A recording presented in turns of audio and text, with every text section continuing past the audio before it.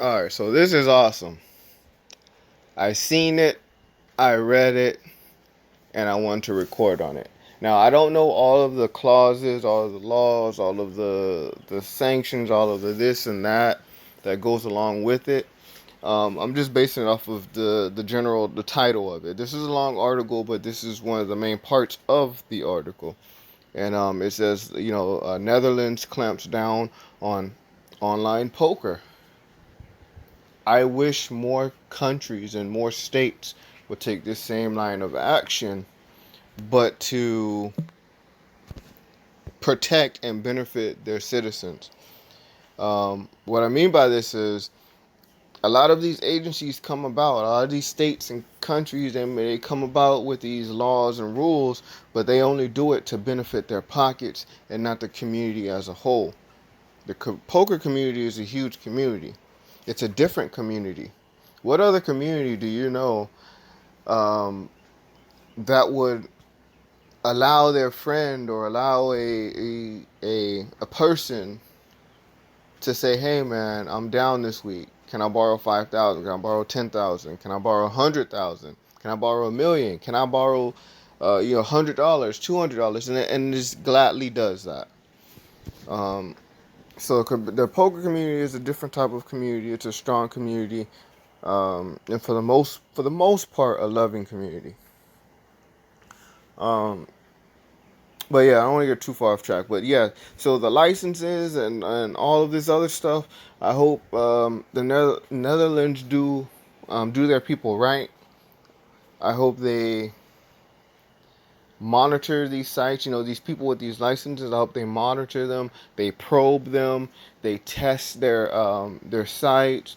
They get all the way down to the bones of it, because there's no sense of doing all of this just to slack up.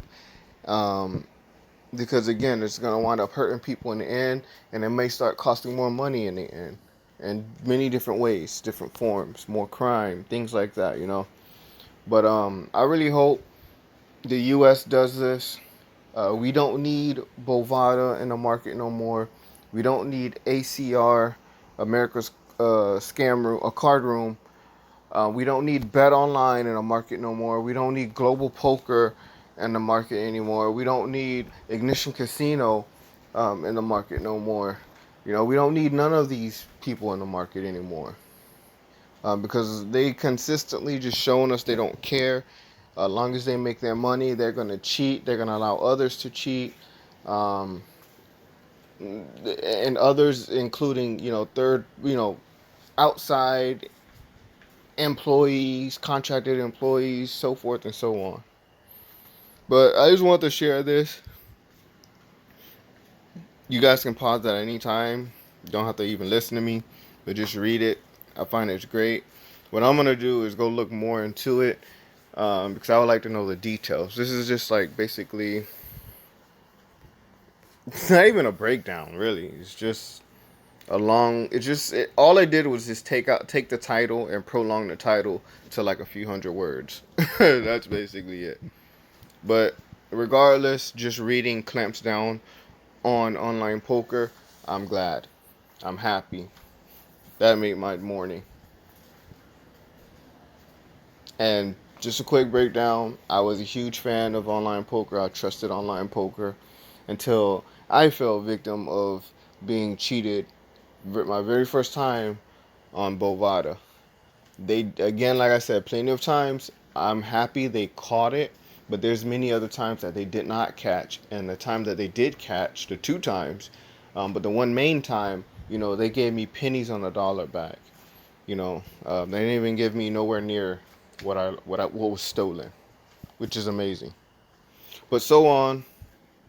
You can pause it. You can watch it. Whatever. I'm just glad someone's starting to take initiative and ban these unlicensed sites. Now, real quick, also, um, when they say unlicensed, that's there's so many different licenses. So, especially for businesses, and I don't know which one they're referring to. because there's so many. So that's why I was trying to leave this a little bit more general and just focus on the title of Clamps Down on Online Poker.